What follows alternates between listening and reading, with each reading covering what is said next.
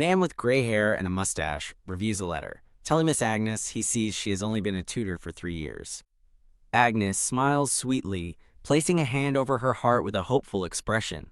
In a moment of mutual suspicion, the man questions her motives, while Agnes internally notes how untrusting he seems. Agnes knows she cannot give a truthful answer, as she can't admit she has returned from the future. She thinks grimly that she especially can't tell him that his Duke will be the one to kill her in 14 years. Agnes May Graham, a baron's third daughter, was known for being particularly unlucky. Her life fell apart after a broken engagement, forcing her to become a tutor, a job she found surprisingly suitable. As time passed, she focused on her work, missing her chance for marriage while her students grew up. She took her final post at the household of Marquis Reynolds, a young widower with illegitimate twin children. A small, blonde-haired boy nervously peeks out from behind a curtain, calling for the miss. The young boy and his twin sister take Agnes's hands, telling her they have something to give her. The children present her with a bouquet of flowers, and she accepts it with a touched and lovely smile. The idyllic scene shatters as a city burns, with soldiers shouting orders to capture a traitor and his escaped children. In a dark alley, Agnes urgently tells the two children to run while she creates a diversion, but the boy asks what about her. Crying, the children desperately ask if she will come back for them. Agnes pulls the children into a tight, final embrace. The young girl cries, clinging to Agnes during their farewell. Hand in hand, the two children run down a dark, stone corridor, their footsteps echoing. Agnes is captured by a guard, who declares to the Duke that she's the one who hid the traitor's children. Commanded to raise her head by a tall figure, Agnes looks up in dawning horror. She recognizes the man with the sword as the Duke of Battenberg, who coldly demands to know where the children are.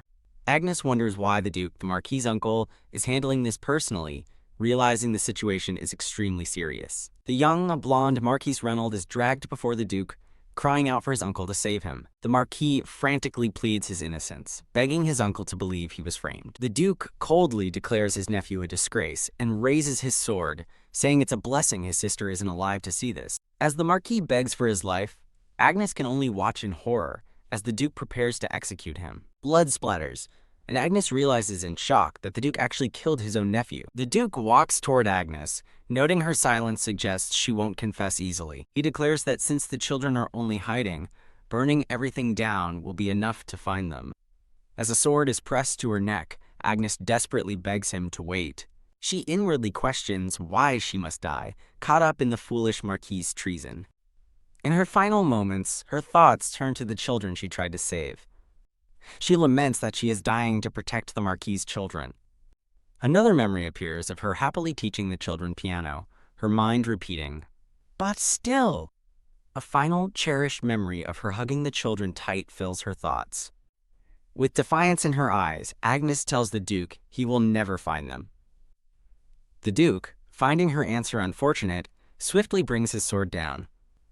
As she dies, Agnes is consumed by regret, wishing she had raised the Marquis properly so he never would have dreamed of rebellion. Her last thought is a lament.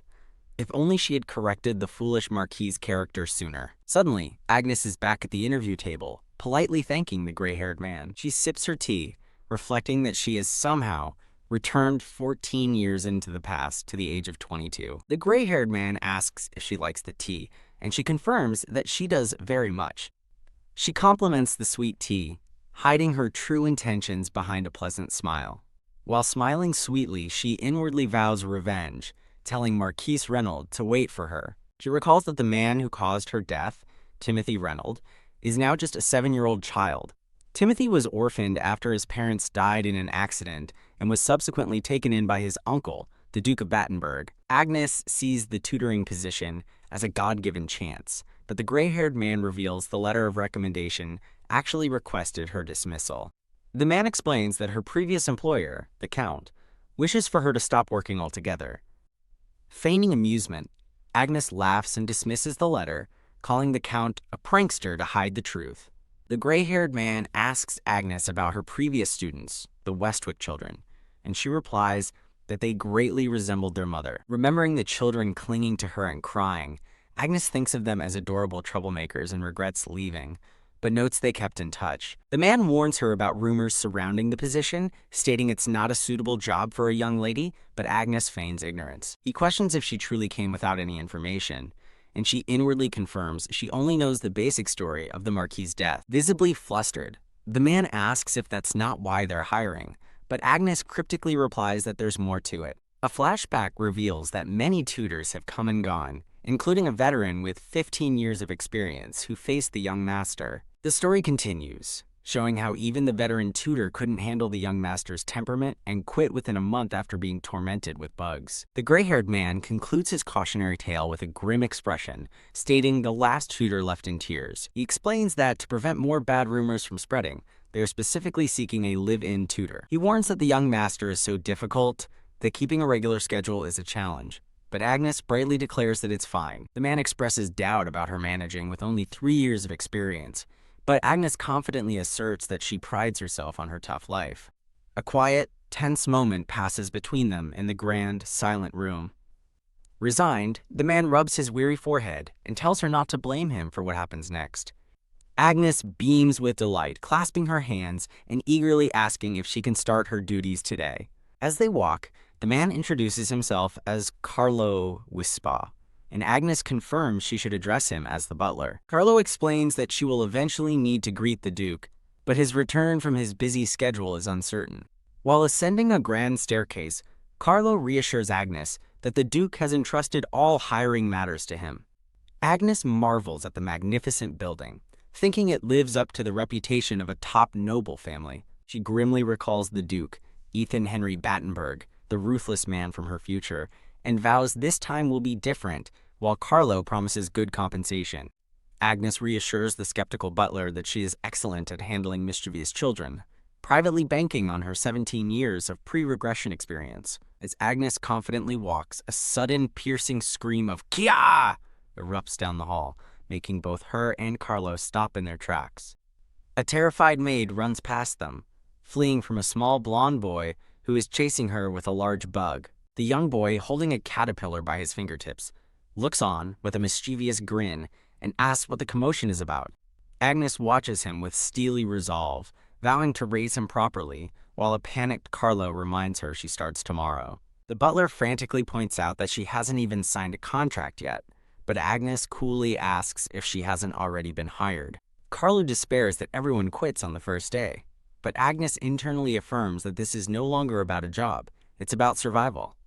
With fierce determination, Agnes strides toward the commotion, declaring she will never run away, because this is her strategy for survival. Holding the contract, Carlo is moved to tears by her resolve, murmuring her new title, Teacher.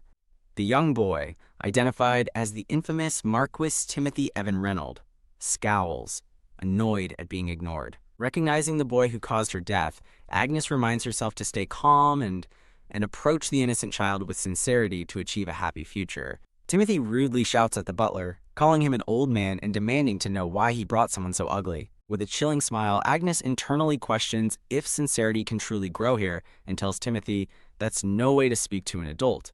Timothy snaps back that he's telling the truth, so Agnes decides to call him by his name, enraging him as he orders her to be thrown out. As Timothy haughtily dismisses her, dropping his bug, Agnes struggles to maintain her composure while he complains she ruined his fun. Timothy wipes his dirty hand as Agnes correctly guesses he was bullying the maid with bugs. Agnes firmly reprimands Timothy for tormenting those of lower status, but he angrily screams at her to get out for using his name. Standing her ground, Agnes informs Timothy she's officially hired and orders him to apologize to the maid, shocking him with her audacity. Timothy furiously threatens to make her want to quit herself if she doesn't leave immediately. Unfazed, Agnes repeats her demand for an apology, which Timothy meets with a contemptuous smirk. Agnes clarifies he must apologize to the terrified maid, but Timothy scoffs at the notion of apologizing to that brat. She insists he must apologize for his wrongdoing, but he only yells back in defiance, questioning what he did wrong.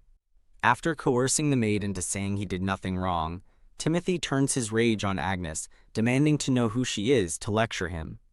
Agnes calmly refutes his claims, insisting he did wrong, which only makes him call her ridiculous. Timothy arrogantly declares that he is far greater than the maid. He proclaims his superiority over everyone present, stating they are all beneath him and must obey him. He points his finger accusingly, demanding to know if they are listening to him.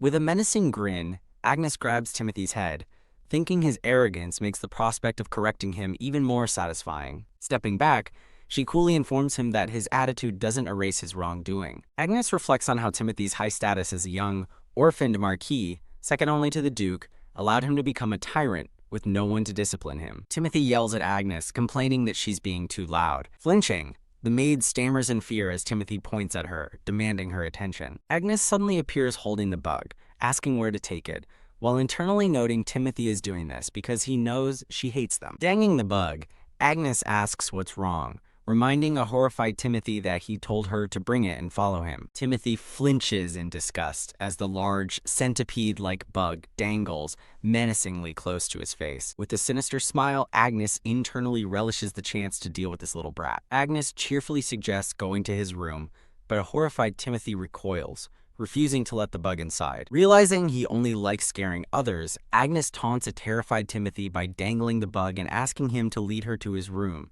causing him to scream for her to get away.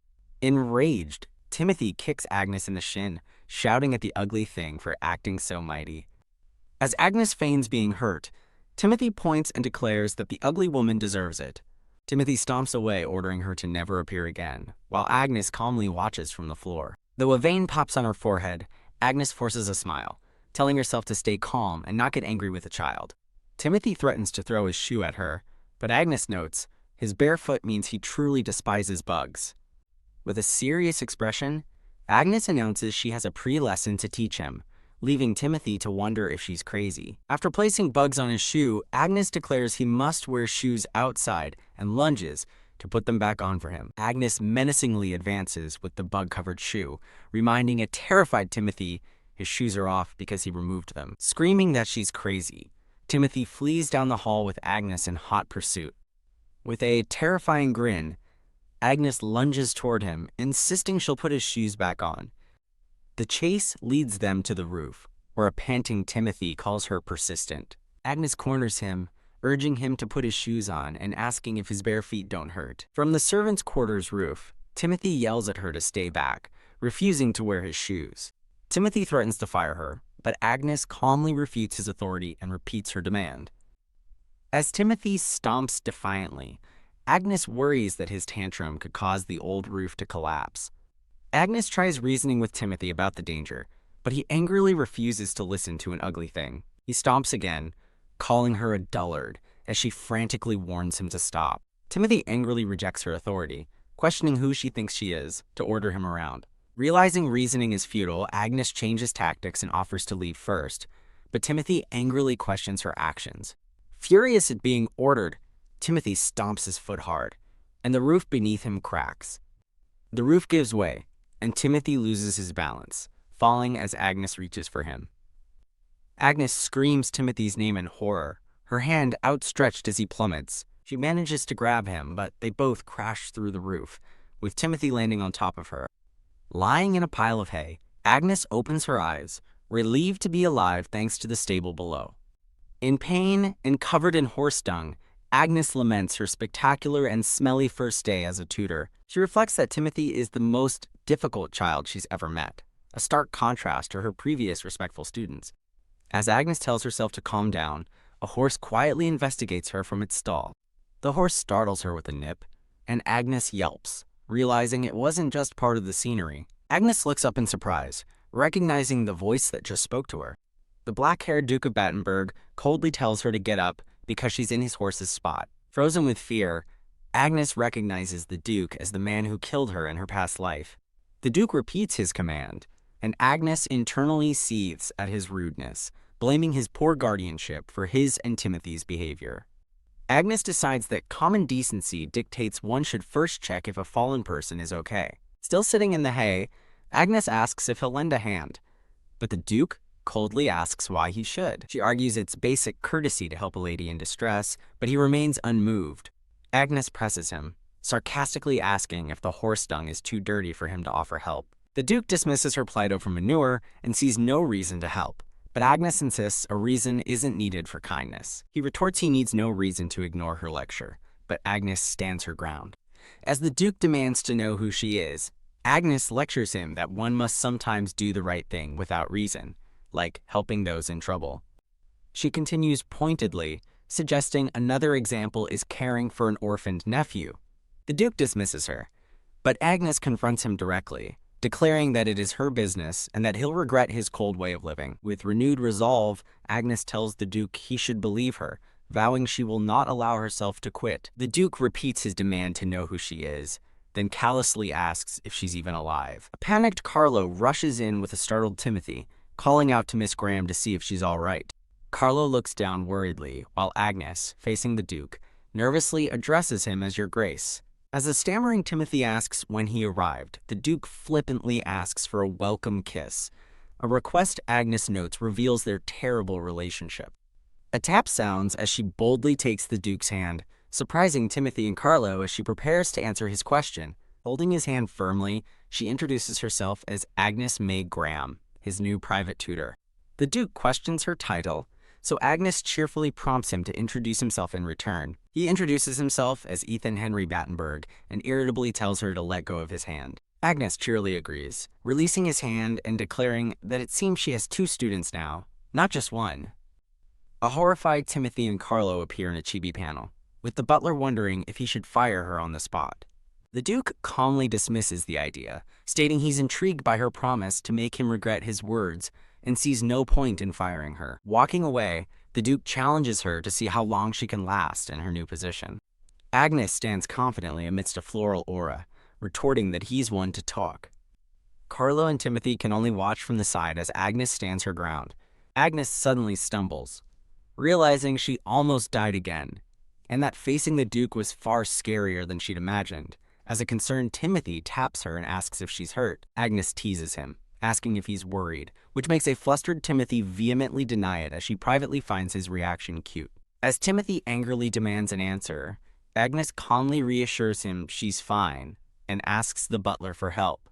Collapsing on a chaise lounge, an exhausted Agnes reflects that she has successfully met the 2 causes of her death, thus identifying the root of her problem. Contemplating the cold uncle and nasty nephew, Agnes decides Timothy shows promise, as he seemed genuinely worried when he thought she was hurt. Viewing the Battenberg estate, she concludes that to deal with exceptional people, one must first learn to speak their language. Timothy wakes up with scribbles on his face, furiously demanding to know if Agnes drew on him while he slept. Laughing, Agnes reminds him he put frogs on her bed, thinking he looks like a cute monkey, while Timothy insists she crossed the line, and she retorts that pranks aren't just for kids. Timothy yells that her actions aren't a prank, but she insists it is, internally noting he looks like a clown and at least no frogs were harmed. When Timothy scoffs at caring about a frog, Agnes gravely informs him that 2 of the frogs died because of his actions. He defiantly asks how it's his fault, arguing they would have died anyway.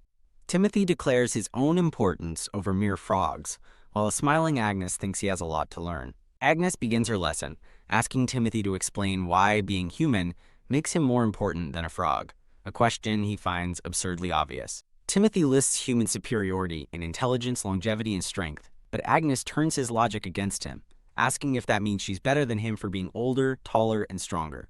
Timothy angrily retorts that she has a lower status, prompting Agnes to ask if high status automatically makes someone better. Taken aback, Timothy stammers, unable to answer as he asks what she's trying to say. Agnes simply smiles and tells him to think about her question. Observing his silence, Agnes believes the sharp boy is finally starting to feel the weight of her words. She reflects that simply making him realize his logic is flawed is enough for now, as a flustered Timothy turns away, calling her weird. Timothy mutters about her strange lecture over a prank, but Agnes simply smiles and tells him she thinks he's very smart. Timothy accuses her of flattery, which he claims won't work, but he puffs up with pride when she suggests smart people deserve respect. Agnes explains that she is simply trying to speak his language. Realizing she's been making the same point all along, a blushing Timothy dismisses it as nonsense. Agnes playfully feigns surprise that he knows the word nonsense, teasing him about whether he thinks she's calling him dumb. Continuing her teasing, she asks if he just doesn't know how to use the word, then immediately praises him for knowing it at all. Fed up, Timothy yells at her to stop picking a fight and furiously demands paper. After he perfectly writes nonsense, Agnes notes his surprisingly neat handwriting, while he proudly boasts that he nailed it. Agnes showers him with praise for his impressive writing, causing a beaming Timothy to puff up with pride, conveniently forgetting his earlier dismissal of flattery. Smiling warmly, Agnes reflects that despite his bravado, he's just a child after all. A slightly shy but pleased Timothy sits beside a smiling Agnes. As they sit together, a blushing Timothy seems to warm to her praise, looking at his paper with a newfound sense of accomplishment. Eager to continue the lesson, Agnes asks Timothy if there are any other words he can write for her. Noticing the time on a grandfather clock, Agnes declares it's snack time and instructs Timothy to tell the butler, reminding him to be back by 4. Agnes playfully calls him a coward for trying to run away, enraging him as he prepares to retaliate. With a confident smile, Agnes tells Timothy to go ahead if he wants to run. A hand gently pets Timothy's head as he pouts, still marked with scribbles. Agnes pats Timothy's head, warning that if he's not back by 4:10, she'll drag him back herself, while he mutters he won't be caught. Thwack! Timothy furiously swats her hand away, yelling at her to stop. A click sounds as Agnes checks her pocket watch, noting there's an hour left until 4 o'clock. Holding an orange with a determined expression, Agnes decides it's time to get moving. Walking through the estate, Agnes reflects that it has been 10 days, and she's learned a few things. Her first observation about Timothy is that he loves to pull childish pranks. Her second and third observations are that he hates bugs and amphibians, but will still use them for pranks. Agnes's fourth observation is that Timothy is surprisingly easy to hurt, especially when he feels someone has given up on him. Agnes cheerfully greets a startled servant, Johann, who asks in disbelief why she's there again. Johann nervously insists that no matter what, he cannot let her inside. Agnes declares that she'll just lie on the floor again, sighing that there's something even harder to deal with than Timothy. Johann begs her to have dignity, but she retorts he's one to talk. As she feigns collapse, he frantically grabs her, pleading for her to get up before she starts crying on the ground. Johann struggles to hold her up, reminding her that the Duke said to report to the butler, but Agnes argues that a student's progress must be reported to the parent. After Johann concedes her point but warns of the Duke's hatred for noise, Agnes slyly threatens to make a scene that will get them both scolded, leaving him speechless. Defeated, Johann tells her to come in, and Agnes triumphantly marches past, demanding he open the door. A resigned Johann sighs that he understands, internally wondering why the Duke keeps letting her in every single time. As they stand before the grand doors, Johann wonders if it's because she's the first tutor to survive 10 days. While Johann questions if cheerful is the right word for her, Agnes bursts into the room, loudly announcing to the Duke that she is coming in. As the door closes, a stunned Johann is left behind. Concluding that her behavior isn't cheerful, it's utterly fearless. Agnes announces her second piece of intel on Ethan Henry Battenberg, but he coldly tells her daily reports are unnecessary. Smiling, Agnes reminds him he said she could come in and hands him a piece of paper. The Duke takes the paper from her desk, simply asking what it is. Holding up Timothy's handwriting, she proudly shows he can write and even use a phrase like suspicious argument. Agnes praises Timothy's advanced vocabulary and quickness, suggesting swordsmanship training for him. The Duke dismisses her suggestion by saying he'll tell Carlo, but Agnes presses on, noting Timothy's impressive frog-catching prank. When the Duke again says he'll tell Carlo, Agnes sternly corrects him, insisting he address her as Your Excellency and focus on his nephew. Without looking up, the Duke claims he's listening, but Agnes demands he actually look at her while they speak. The Duke sighs that it's tiresome, but Agnes counters that raising a child is inherently troublesome. Leaning over his desk, Agnes firmly repeats her demand that he face her when they talk. Agnes reflects that Timothy only fears his uncle and likely just wants to avoid being hated by him. She muses that any orphan would crave affection, but the Duke shows no interest beyond duty and training. Agnes concludes the Duke is even worse at communicating than Timothy, as he simply pretends not to listen, giving only half-hearted replies. As the Duke continues writing, Agnes slams her hands on his desk, determined not to let him dismiss her today. The Duke finally looks up, stating that he is already providing the boy with everything he needs. The Duke lists shelter, meals, attendance, and a tutor as proof of his guardianship, adding he even hears her daily reports. He looks across the vast office and asks what more a child could possibly need to grow up properly. Agnes quietly answers his question, care and love, acknowledging that her view is idealistic. She earnestly tells the Duke that Timothy needs a stable and supportive home above all else. The Duke scoffs at the idea of a perfect home, stating it's impossible since he's not a parent, and sarcastically asks if she wants him to put Timothy up for adoption. Frustrated by his deliberate misinterpretation, Agnes sighs, realizing 10 days won't fix the deep-seated tension between them. With renewed determination in her eyes, Agnes decides she cannot simply demand he accept her way of thinking. Realizing she should be grateful she hasn't been fired, Agnes tells the Duke he must also make an effort to understand Timothy. In a chibi-style panel, Agnes explains that while they speak the same language, that's not the kind of language she means. The Duke confesses he doesn't understand a word she's saying, to which Agnes points and exclaims that's exactly the language she's talking about. As the Duke looks on, utterly bewildered, Agnes smiles and proposes trying to get closer to him too. The Duke and Agnes share a tense look as he quietly questions her unexpected proposal. The Duke coolly remarks that he doesn't roll around in dung, prompting Agnes to slam her hand on the desk and retort that neither does she. With a determined smile, Agnes reflects that education requires patience and resolves to see who will win this battle of wills.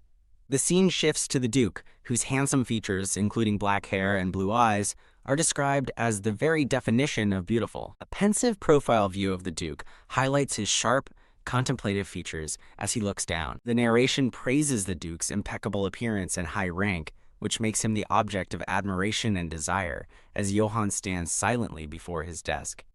A close-up on the Duke's intense gaze reveals a strange, commanding force that he possesses with just a glance.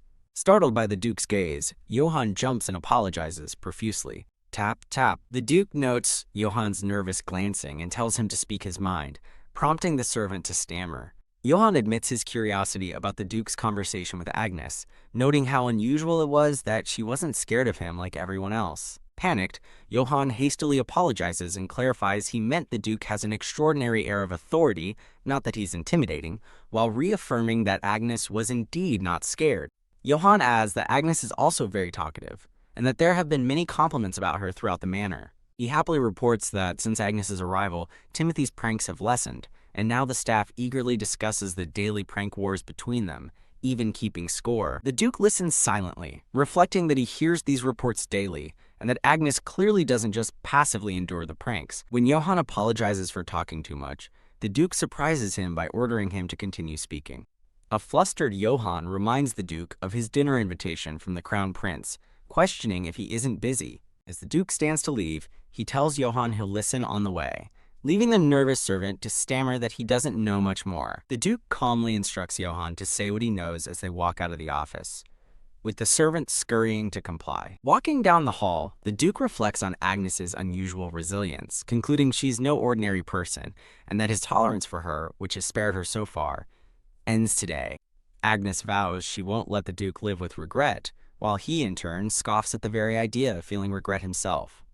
When Johann asks if something good happened, the Duke internally scoffs at the notion of regret and dismisses the question. Plop Agnes collapses onto her bed, groaning that her work is unbearably difficult. Lying exhausted in bed, Agnes muses on the tiring ordeal of handling Timothy's pranks while trying to win over his guardian. Tossing in bed, Agnes laments, boasting that she would fix the Duke, frustrated by how uncooperative he is. She reflects that while Timothy is a child and easy to understand, her second student, the Duke, is a complete enigma she cannot read at all. Frustrated, Agnes tosses and turns, questioning if she can trust her approach with someone as indifferent as the Duke, which goes against her usual methods. She thinks about her personal rule to never intervene beyond a certain point in a household, a boundary she has always respected. Agnes reflects on her professional philosophy. A tutor is an employee, not family, and overstepping leads to getting fired, so she guides children without forcing her opinions. While she believes in respecting the line between tutor and family, she admits that this time, she's hoping for something more. Tossing in bed, Agnes wonders why the Duke hasn't fired her yet, given the annoyance she causes, before deciding to just forget it. Memory of 2 children from Count Westwick's household surfaces, and Agnes is filled with regret for not being able to say a proper goodbye. She sits up, recalling how she exchanged letters with the Westwick children in her past life, and wishing she could have a similar relationship here at Battenberg. Sitting on her bed, Agnes reaffirms her goals. guide Timothy, comfort him, and be a source of advice. She soberly considers that she only has about 3 more years as a tutor, until Timothy turns 10. With renewed resolve, Agnes decides she must create a perfect home environment for him in that time, though she wonders if perfect is truly necessary. Agnes realizes Timothy needs a full-time guardian, and the thought of the Duke's future wife becoming another authority figure makes her wonder if that's what caused him to act out. Shaking her head, Agnes tells herself to stop thinking about work when she's off the clock, though the thoughts linger. The next morning, bright sunlight shines through an ornate window, signaling a new day. Agnes calmly sips her tea, remarking to Timothy how blissful and peaceful their elegant tea time is. Timothy bluntly interrupts her, calling out, "Hey," as she offers him another cookie. In a cute chibi style, Agnes reminds Timothy to call her teacher or Agnes, but he retorts by asking why she isn't tutoring him. When Timothy angrily accuses her of goofing off instead of teaching, Agnes calmly explains she is simply following the lesson schedule. Agnes cheerfully tells Timothy she stayed up all night planning to bond with him through play, but he scoffs at the childish idea. When Agnes teasingly asks if he secretly wants to study, a flustered Timothy vehemently denies it, frustrated at her wordplay. Agnes proposes a bet. They play if she wins, study if he wins, but Timothy dismisses it as a lame trap. Reminding him that he already agreed to a bet to catch her for more tea time, Agnes challenges Timothy to try his best. Timothy shouts in frustration, asking what kind of adult goes all out against a child, but Agnes cheekily replies that she couldn't hurt his pride by throwing the game. As Timothy yells at her for being a ridiculous adult, a smiling Agnes declares that the world of competition is a cold one. Agnes smiles to herself, reaffirming her resolve from the previous night to push forward no matter what, knowing her life is on the line. Clutching her chest, she reflects on the sincere effort she puts into trying to connect with Timothy every single day. Agnes internally justifies her pranks as a sign of sincerity, noting she even woke at dawn to put mushy, spoiled fruit in Timothy's slippers to avoid wasting good food. Teasingly calling him petty for tying her hair to the bed, Agnes then compliments his neat handiwork and playfully asks who taught him such a skill. Timothy pauses, looking slightly taken aback by her question. Realizing she's made a misstep, Agnes wonders if the only person who would have taught a boy to braid hair is his mother. With his eyes shadowed, Timothy challenges her, asking what she would do if he told her. Agnes cheerfully declares she'd simply ask him to braid her hair again, but this time to do it nicely. Thump! Agnes dramatically collapses to the floor, her hair now untied, as Timothy asks how she did it, and she internally vows to use her newfound skill for him one day. Timothy angrily accuses her of planning to sneak into his room again, but Agnes calmly retorts that she won't unless he sneaks into hers first. As Timothy yells in frustration that she's impossible to talk to, Agnes invites him to sit for tea, prompting him to shout back if he looks like he wants any. Agnes puts a finger to her lips, reminding him of their promise to be quiet during tea time and that he lost the bet. Plop! Defeated, Timothy sits on the floor, muttering about how annoying she is. With a smirk, Timothy tells her to hurry up and serve the tea. Agnes happily agrees, privately wondering if he's only complying because he's holding back due to their bet.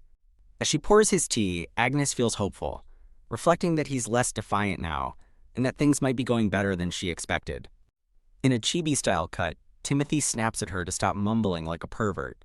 Taking a sip of tea, Timothy bluntly tells Agnes she's already ugly and shouldn't make it worse. With a strained smile, Agnes internally fumes, taking back her optimistic thoughts and realizing they still have a long way to go. Later, a barefoot Timothy tiptoes through a hall, thinking to himself that Agnes is a weird and persistent kid. He smiles deviously, musing that she dares to challenge a marquis and deciding he will dump dye all over her clothes this time. Elsewhere, 2 maids gossip. One notes that Agnes is a noble's daughter, but the other counters that if she's working for money, she's just like them. The maid continues, pitying Agnes for having to cater to that brat's whims just to make a living after coming from a good family. The maids conclude Agnes must be stuck with the little devil because her family fell on hard times. Nearby, Timothy overhears their entire conversation and scowls. One of the maids states with grim certainty that Agnes only does her job because she has to. The maids agree that one has to endure such things to earn a living, with one sounding surprised by the idea. Glowing with purpose, Timothy runs down a dark, grand hallway. Splat Agnes lies on the floor, her white nightgown splattered with a dark purple liquid. Ugh. Clutching her stained gown, she recoils, wondering what kind of strong dye was used on her. Looking up, she sees Timothy standing over her holding a pouch and questions if it was him. Timothy looks down at her, his expression unreadable as he remains silent. Agnes asks if it's really him, and he coldly confirms it was him. Confused by his unusually harsh behavior, Agnes asks him what's going on. His face cast in shadow, Timothy bitterly tells her she's just like all the others in the end. As Agnes looks on in confusion, Timothy accuses her of being no different from all the other adults. Kneeling down to his level, she gently asks if all adults really look the same to him. Timothy's hurt explodes as he accuses her of only dealing with him because it's her job, leaving Agnes stunned as she asks who told him that. Crying, he yells that he heard everything, accusing her of admitting she was ruined and only took the job because of the high pay. Agnes realizes the maid's gossip was twisted, and as she hesitates, Timothy tearfully asks why she isn't denying it, concluding it must all be true. Agnes calmly confirms that she came to earn money and that teaching is her job, but clarifies that the maids who gossiped were also hired to be there. She covers her mouth, admitting she can't deny she is working for money. Timothy cries out that everyone has been the same since his parents died, listing Bane, his uncle, and now her. He tearfully accuses her of being two-faced like the others, and Agnes looks on with sorrow, realizing just how lonely he must be. Timothy pushes her away, yelling at her to leave if it's just about money, and to stop looking at him with a confusing motherly gaze. Agnes smiles sadly, reflecting that if Timothy truly wanted her to disappear, he wouldn't be desperately clutching her nightgown. Sobbing uncontrollably, Timothy wipes away his tears. Wah! Agnes suddenly pulls him into a tight hug, making him yelp in surprise and worry that the dye will get on him. Teasingly, Agnes asks if he likes her that much, prompting a flustered denial from Timothy. With a gentle smile, Agnes confirms that while she did come to earn money, she is still here, faithfully teaching him. Overwhelmed, Timothy looks up with teary eyes as Agnes holds him in a comforting embrace. Agnes holds Timothy tightly, a gentle smile on her face as he buries his head in her shoulder in a warm embrace. Ouch! As she holds him, Agnes winces, thinking about the strong dye he used on her. Exhausted and sleep-deprived, Agnes tells herself she can't push Timothy away now that he's opened up, but suddenly feels herself start to collapse. Her vision blurs as she stumbles, wondering why the Duke is suddenly here. Just as she faints, the Duke catches her in his arms, surrounded by a magical glow of blue flowers. Looking down at the unconscious Agnes in his arms, the Duke smirks and coolly asks, "Who says what?" In a dark memory, a voice calls out to Agnes, telling her she doesn't have to push herself so hard and calling her an idiot. The memory continues, with a voice urging her to live her own life and stop taking care of her parents. In the flashback, her sisters suggest she get married, but Agnes insists she's fine, unable to abandon her parents, as they call her too kind. Agnes's internal monologue reveals her desperation. She must work to survive and pay for her father's medicine, as her sisters use marriage as an excuse. In another memory, a man sitting on the floor demands she look him in the eye, but she calmly retorts that she can't, because she's standing. The man on the floor confesses he hates being looked down on, as it reminds him of his condescending uncle and makes him want to stab people. Agnes challenges him to confront his uncle himself, but he brushes her off and asks what she wants, to which she replies, "It's for the children." With a serious expression, Agnes declares that the children need their father to be a sane person they can talk to.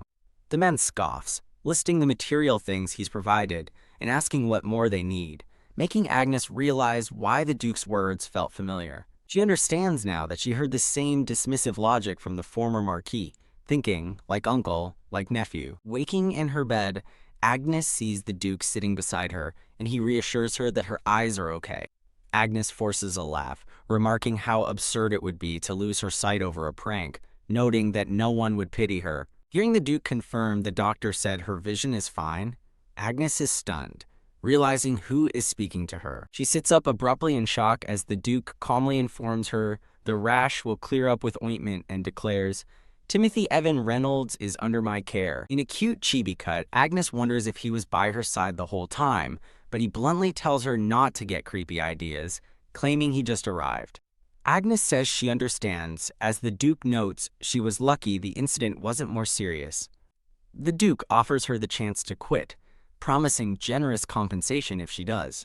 Standing firm, Agnes refuses to quit and declares she doesn't even want his compensation. The Duke admits he expected her refusal, but confesses he doesn't understand why she is so desperate to stay. He advises her not to push herself so hard, but she clenches her fist, thinking no one would understand her true motives anyway. Agnes privately questions her own sanity, thinking it's laughable that she believes she can change the future. The Duke suddenly leans in and gently wipes a dye stain from her cheek, leaving her completely stunned. Startled by his touch, Agnes stares in disbelief, wondering what just happened. The Duke gives a small, gentle smile, saying he's glad the fumes didn't get to her. He pulls his hand away, telling her to rest more as he prepares to leave. As he walks out, the Duke instructs Agnes to tell a man named Carlo if she has anything to report. The scene shifts to a sparring match where a red-haired man, Tristan, parries a sword strike, asking his opponent, "Are you listening to me, Ethan?" The Duke, now identified as Ethan, apologizes for his wandering mind and asks his opponent to repeat himself. Tristan, the crown prince of the Mayor Empire, chides Ethan for being distracted during their sparring session. In a chibi-style aside, Tristan cheekily admits he's one to talk, since he was just trying to distract Ethan with nonsense. With a powerful series of strikes, Crown Prince Tristan presses his attack against Ethan. After Ethan blocks the blow, Tristan smirks and asks if they should continue, but Ethan remains silent. Tristan laughs, saying he's not in the mood anymore, and playfully complains that Ethan won't even pretend the move was difficult. Ending the session, Tristan tells Ethan to pick up his own things if he drops them, and muses that he wants to see Ethan lose his composure someday. Ethan coolly retorts that he can show Tristan if he wishes, prompting Tristan to call it a distasteful hobby. Tristan notices someone approaching, commenting that a spectator has arrived again, and asks Ethan what he plans to do. As a blonde woman runs towards them calling out, "Brother," Ethan sighs that he has no choice, while Tristan tells him to do his best to turn her down nicely. Ethan greets the approaching woman, Dahlia Martinez, who is identified as Tristan's cousin. Dahlia beams as she approaches Ethan, whom she addresses as Lord Battenberg, her hands clasped in delight. Looking at Ethan, Dahlia expresses her happiness at seeing him more often lately. Ethan gives a cool, indifferent reply. "What a coincidence indeed." Dahlia cheerfully agrees, saying she must be very lucky. In a chibi panel, Dahlia gazes adoringly at an impassive Ethan, while Tristan looks on with a bored expression. After Dahlia's arrival, an awkward silence falls between her, a smiling Tristan, and an impassive Ethan. Grabbed Tristan yanks Ethan away, quickly telling Dahlia it was nice seeing her, but they have an important meeting to attend. Ethan questions the sudden meeting, but Tristan quietly tells him to play along, as he's helping him escape, internally sighing that Ethan is killing him with his stoicism. As they walk down a grand hall, Tristan asks if Ethan has any interest in Dahlia as a bride, but Ethan bluntly states he has none. Tristan pressures Ethan about settling down and having an heir, but Ethan retorts that the same could be said for Tristan, who counters that he is at least dating. Ethan coolly states he could just adopt a bright child from another family branch, frustrating Tristan, who exclaims that's not what he meant. Tristan asks if Ethan is suggesting he should toy with his own cousin, but Ethan calls the idea insane. Tristan clarifies he wasn't interested in that either.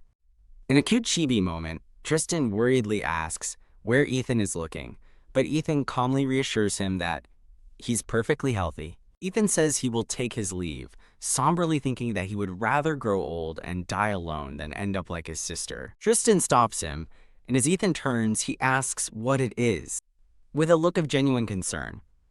Tristan asks if Greta's son is doing well. Walking away, Ethan confirms that the boy is fine. Pat. Tristan places a hand on Ethan's shoulder, relieved, and asks him to give his regards to his nephew.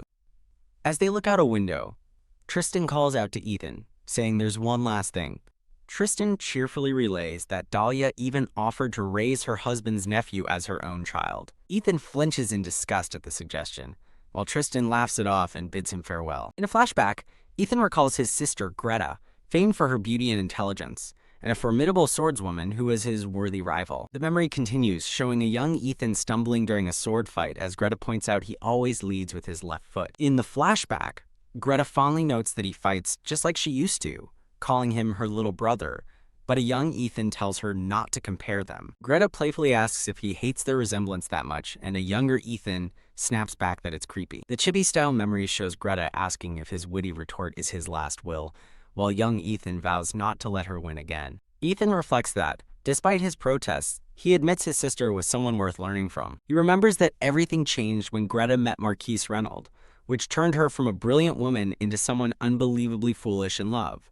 A fond memory shows Greta and the Marquis dancing together in a grand ballroom. The scene returns to the present, where a servant introduces Timothy, son of the late Lady Greta, forcing Ethan to recall seeing his sister again after 8 years, lying in a coffin. Staring down at the young boy, Ethan notes with a grimace that Timothy looks just like Marquis Reynolds. Ethan coldly tells Timothy to follow him, recalling that his decision to take in his nephew wasn't driven by sympathy or kindness.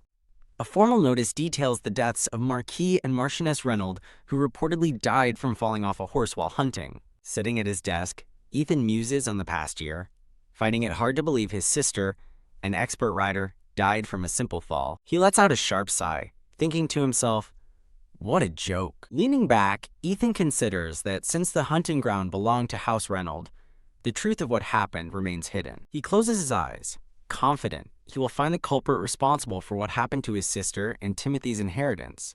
When a woman's voice exclaims he's arrived early, Agnes rushes in and clings to the Duke's leg, much to his annoyance, declaring she's been waiting to talk to him about something. Agnes complains that the doctor talks her ear off, but spins it as proof of her hard work before confirming the Duke is free for the day.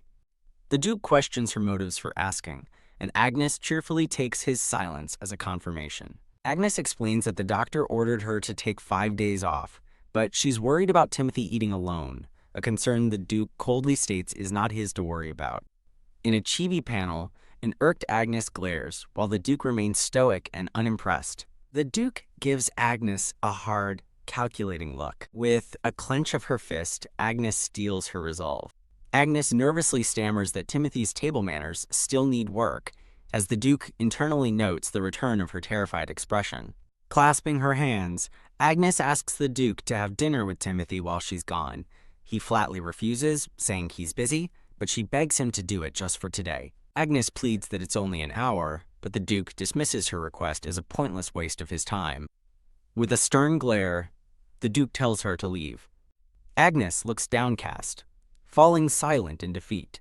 The Duke assumes she's finally backing down and tells her to leave, but she looks up, revealing she was just thinking. In a cute chibi standoff, the Duke argues that a deal requires mutual benefit, but Agnes counters that he does have something to offer her. Slap Agnes slams her hand on the desk, brightly proposing he grant her request as compensation for the incident with Timothy.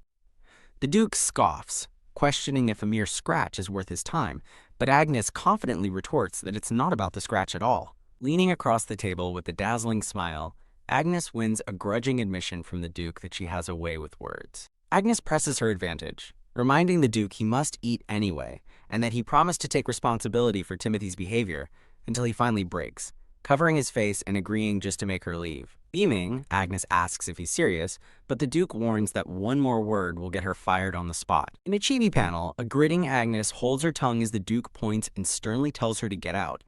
Thud. The door slams shut, and the Duke sits back at his desk with a heavy sigh. Outside the door, Agnes celebrates her victory with a triumphant clench of her fists, thinking, "I did it." Walking away proudly, Agnes reflects that it worked out well, cashing in her favor, when a man's voice calls out to her. The man, Carlo, approaches with her bag, asking why she's there when she was given the morning off. Agnes apologizes, saying she had something to do, and Carlo asks if she finished her task. Agnes replies more or less, as a chibi panel shows them looking slyly at each other. Carlo notes she saw the Duke, and remarks that while hired to tutor a troublemaker, she's become a prankster herself, prompting Agnes to ask if she's really that bad. Carlo says she's worse in a way, since the house is no longer quiet, and she apologizes, thinking he just needs to hang on. He clarifies he didn't mean it badly and tells her to take care. Carlo informs her that the carriage is ready as it will be dark soon, but Agnes politely declines his help. He gently reminds her that she's still recovering, and she relents with a quiet thank you as he leads the way. Watching him walk ahead, Agnes wistfully thinks that if only someone like him had stayed by Timothy's side all along. Her thought continues as she stops walking, wondering if things would have turned out differently. Agnes sadly asks if she can see Timothy before she leaves, but Carlo flatly tells her she cannot. With a disappointed, "Okay," Agnes thinks to herself that she really wanted to see him just once more. As Carlo escorts her to the carriage, he wishes her a good rest, and Agnes reflects that she's done all she could for the household during her 5-day absence. From inside the carriage, Agnes smiles and thanks Carlo, promising to see him in 5 days. As the carriage departs, Agnes decides this is a good opportunity to reassess her situation and do some investigating. She resolves to head home and speak with her mother, acknowledging that she really wronged her. A disoriented Agnes wakes up in a familiar room, struggling to tell dream from reality and wondering why she's in her old home, when a woman's voice calls her name. Her mother enters, surprised to see her oversleeping. Agnes stares in disbelief, recognizing her mother, who asks if she had a nightmare. Agnes recalls fainting after her supposedly dead mother appeared before her, a small panel showing her peeking from a carriage. Remembering how she bombarded her mother with frantic questions upon waking, Agnes cringes, thinking she must have seemed insane. She sits thoughtfully, recalling how she changed jobs and joined the ducal household solely to try and alter the future. Agnes looks out the carriage window, pondering what her life was like 14 years ago, when she was 22. A fond memory surfaces of a younger, happier Agnes holding hands with a smiling young boy. She recalls her work helping her escape home life, where she often comforted her crying mother, and notes how distant those emotions now feel. A silhouette of a family stands before gravestones as Agnes reflects that she loved her parents and did her best, leaving her with no regrets. She remembers giving them all her earnings, even managing to afford a proper funeral, as a memory shows 2 women grieving. Agnes admits that while she missed her parents, the pressure was so immense that their passing brought a sense of liberation. Stirring her soup, she realizes this feeling of liberation might be why she now feels so lost. At the dinner table, her mother asks if she's lost her appetite, but Agnes quickly says it's nothing. Forcing a smile, Agnes says she was lost in thought, while internally grappling with the strangeness of seeing her mother young again. Her mother touches her cheek with concern, asking about her face and criticizing the family that would let a tutor leave in such a state. Agnes reassures her with a gentle smile, insisting that her student had nothing to do with it. Her mother remains unconvinced, worrying about the danger and questioning where Agnes works now after suddenly quitting her good job with the Westwick family. Agnes explains her new job pays better and gave her 5 days off for a minor injury. When her mother laments her being an unmarried live-in tutor, Agnes states she doesn't plan to marry. Agnes calmly states she prefers living alone, finding it easier and more peaceful, which leaves her mother speechless. To deflect, Agnes asks if her sisters visited, internally cringing at how awkward the situation feels.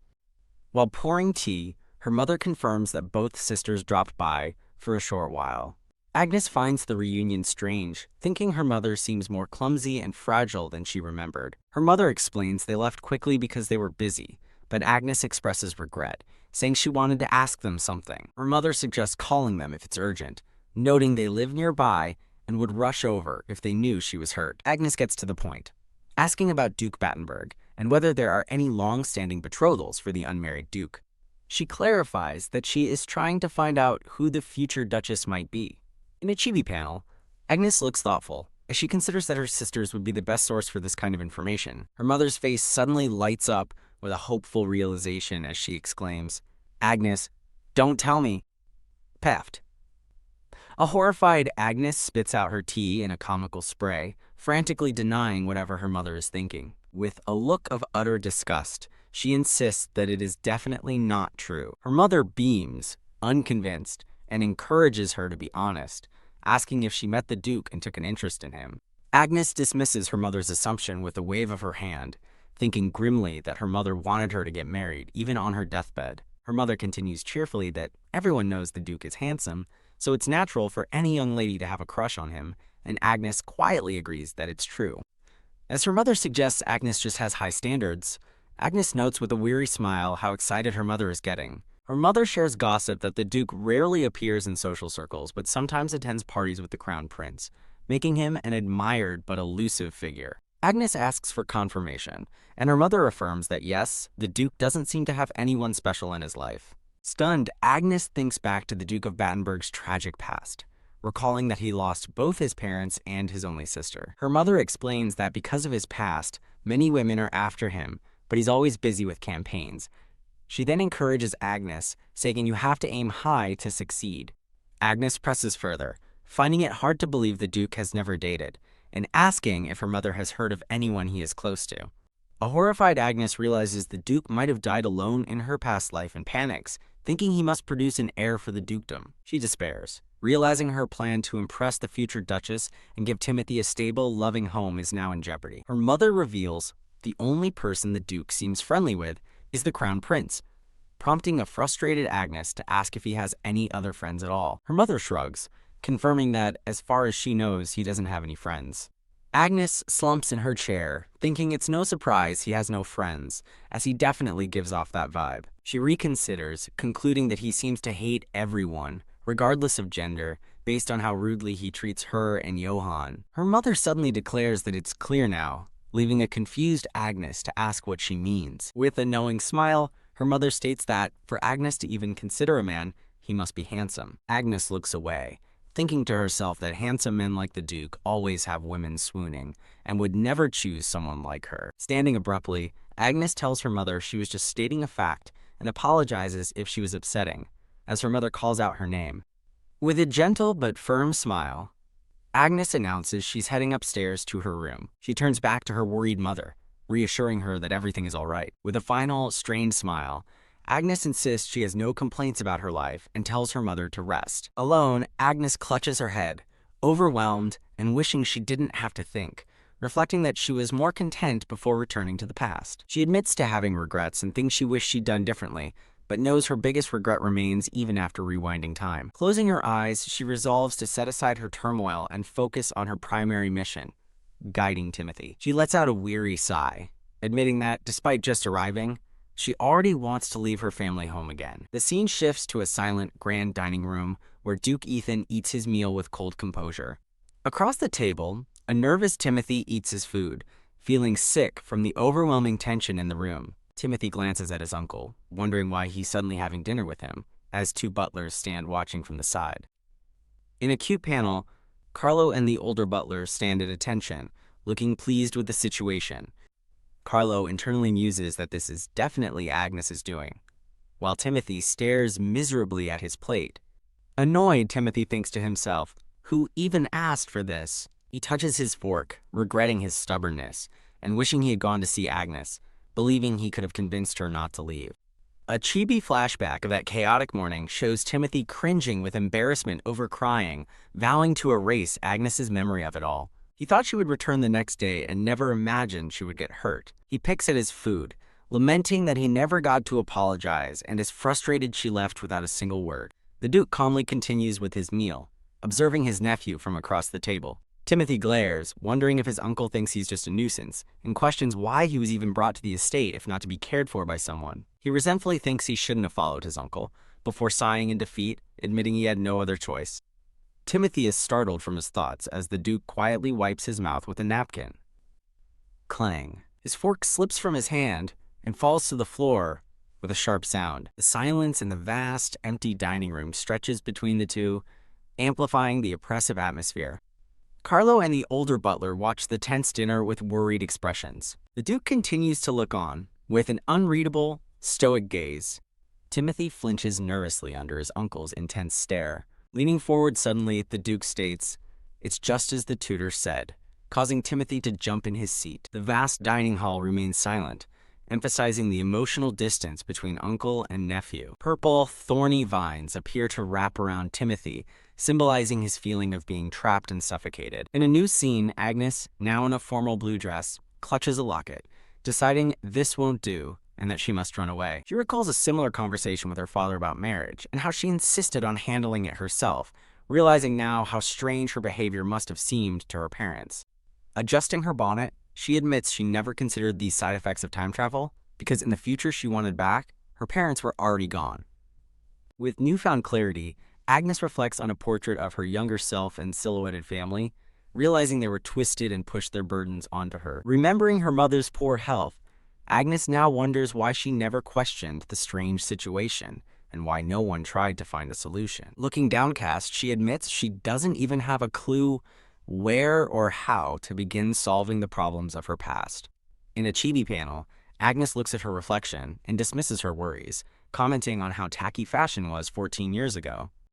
Resolved, Agnes stands on the staircase, ready to flee, feeling that she will suffocate if she remains in her family home any longer.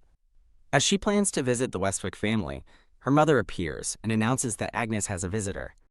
A startled Agnes turns and asks who could possibly be visiting her. The mustached butler, Carlo, appears before them, apologizing for his sudden arrival as Agnes recognizes him. Agnes immediately grows concerned, asking if Timothy has caused trouble again, while Carlo explains they couldn't handle the situation without her. With a look of grim determination, Agnes wastes no time and declares, "Let's go." As her worried mother asks if she's in trouble, Agnes reassures her that the man is just the butler from her new job. Putting on a bright smile, Agnes explains that her student needs her and asks her mother to apologize to her father for her abrupt departure. Her mother looks on with concern, but tells her not to worry. A beautiful, ornate white carriage awaits outside, framed by blooming roses. In the carriage, Carlo asks if Agnes hasn't told her mother where she works. She confirms she hasn't and thanks him for playing along. Agnes sweats nervously, thinking of her mother's excitement over Duke Battenberg and dreading what would happen if she knew Agnes worked there. Agnes apologizes to the butler for interrupting his vacation after she had only been gone for one night. She asks what happened, and Carlo explains that Timothy's calm demeanor vanished after dinner, and he has been searching for her all night. Shocked, Agnes asks if His Grace, the Duke, said something to Timothy. Carlo clarifies that the Duke didn't say much, only that it was just as you said, before leaving the table. Agnes frantically recalls her words about Timothy's loneliness and table manners, realizing with horror that the Duke took her comments literally as an excuse to interact with him. When the butler asks if she knows what happened, Agnes puts on a chilling smile and confirms she does, calling the Duke's move rotten. Smiling sweetly but seething internally, Agnes thinks, "Just you wait," certain she knows exactly what happened. The scene transitions to a bright, sunny day at the Grand Ducal Estate. Agnes arrives to find a defiant Timothy standing amidst shattered glass. Timothy immediately confronts Agnes, demanding to know what she told his uncle, as she mentally notes that she narrowly avoided getting hit. While Agnes tries to calm him, Timothy angrily questions who she is to meddle so presumptuously in his affairs. He shouts that he already knows his uncle hates him and didn't need her to get involved. His raw anger leaves Agnes speechless and taken aback. Timothy glares, challenging her to deny that his uncle despises him. Facing the tense boy, Agnes remains silent, admitting to herself that she made a mistake. She reflects that Timothy isn't just a child needing affection, he's had an entire year to build up emotional scars. Realizing a year is a long time for an orphan child to suffer, she tells Timothy that neither of them really knows the truth yet. Timothy scoffs with his arms crossed, challenging her by asking what she could possibly know. Agnes specifies that they don't know what Duke Battenberg truly thinks of him. She continues, pointing out that this also means the Duke doesn't yet know what kind of person Timothy is. Timothy retorts angrily, accusing her of now trying to treat his uncle like an idiot. Agnes calmly explains that because they don't know each other, they have to get acquainted through conversation. Timothy rejects her idea as useless, warning her that if she does something like that again, he won't forgive her. He declares that his uncle hates him, and he hates his uncle, so they'll go their separate ways when he's an adult. Agnes recognizes this as the very problem she must solve. Frustrated, Agnes insists she is trying to change that exact future and demands Timothy stop interfering and answer her. Ugh. In a cute panel, a pouting Agnes faces an annoyed Timothy, who yells, "Hey!" Agnes reminds him to call her teacher, though she says Agnes is fine too, and he reluctantly agrees to think about it. She smiles reassuringly, asking him to wait before jumping to conclusions and promising a repeat of yesterday's events won't happen. Timothy watches her, his expression softening slightly as he listens. After a moment of silence, Timothy asks why she threw things when she could have just called for him. Agnes gently chides him for throwing things when angry, pointing out the cost and checking if he's hurt. Blushing, Timothy mutters that he's rich, but Agnes reminds him that the house doesn't belong to him. He shoots back that his uncle is richer than him, leaving Agnes to simply look at him. Agnes laughs, dismissing the argument as a small fuss, while a flustered Timothy looks away among a floral background. Smiling fondly, Agnes thinks that deep down, Timothy is still just a child, quick to anger and just as quick to calm down. In a grand hallway, Agnes carries a struggling Timothy who demands to be put down, realizing she was too relieved by his earlier tears. With Timothy slung over her shoulder, Agnes ignores his embarrassed protests and asks if he really stayed up all night, knowing her mistake has only made him more wary. Setting him down before a large door, Agnes warns him to sleep or he won't grow taller, promising to finish their lessons tomorrow. Timothy retorts that his parents were both tall, while Agnes resolves to plan her approach more carefully from now on. Agnes laughs, teasingly telling Timothy that he'll probably be the only one who ends up short. An irked and speechless Timothy glares at her, his cheeks puffed out in annoyance. Flinging the door open, Timothy storms into the room and slams it shut, leaving Agnes sitting on the floor. Agnes flinches as the door slams, her hair blowing back from the force. Standing up, Agnes sighs and comments on his temper before turning away from the closed door. She softly wishes Timothy a good night's sleep, a gentle smile on her face. Stretching, Agnes decides to clean the messy room, but then remembers that in the future, Timothy was quite tall. She pauses her stretching, recalling that although he was tall, he was also awfully skinny. A vision of Timothy's back against a shattered backdrop appears as Agnes reflects that his skinniness may be why he always seemed so fragile. As the vision of Timothy walks into darkness, Agnes concludes he was just a kid who wanted to grow up too fast, lacking any proper adult guidance. A tap-tap sounds as she sets down a stack of books, now understanding how his unfortunate future came to be. With a somber expression, she acknowledges the strange feeling of finally understanding her enemy. The narration explains that Timothy is desperate to become an adult quickly. A vision of an older Timothy shows his insistence on being an adult, unaware that a mature mind is needed for true acknowledgement. A flashback reveals that the future Marquis of Reynolds stood beside a pregnant woman, having caused a huge scandal at 15. The narration continues that he was forced to take in twin illegitimate children and was banished, showing two babies sleeping peacefully in a crib. Agnes pulls back a curtain, wondering if that was the outcome Timothy wanted, and trying to recall if he has a fiancé in this timeline. Peeking outside, she sighs, regretting not paying attention to gossip as she can't remember who his fiancé was. Frustrated, she admits she naively thought she only needed to fix his attitude a little. With the room now tidy, Agnes acknowledges her naivete and the long road ahead, before turning her mind to what comes next. Agnes lists her 4 main goals: improve Timothy's relationship with the Duke, help him make friends, find his fiancé, and prevent him from joining the rebellion.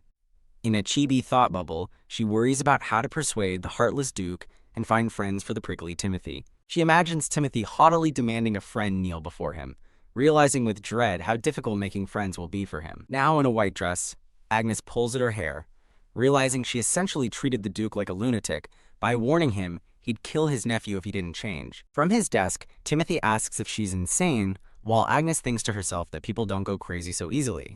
Timothy confronts a daydreaming Agnes for slacking off, but she retorts that he was the one who didn't want any confusing explanations. Timothy states he hates not understanding things, so Agnes offers to explain anything in the book he finds difficult. Timothy settles back into his chair and begins to read the large book. Watching him, Agnes observes that while he grumbles, he's focused and knowledgeable, a credit to the Marquis couple's efforts in his education. She muses that, while history may be boring, she is impressed he is reading it himself before asking for help.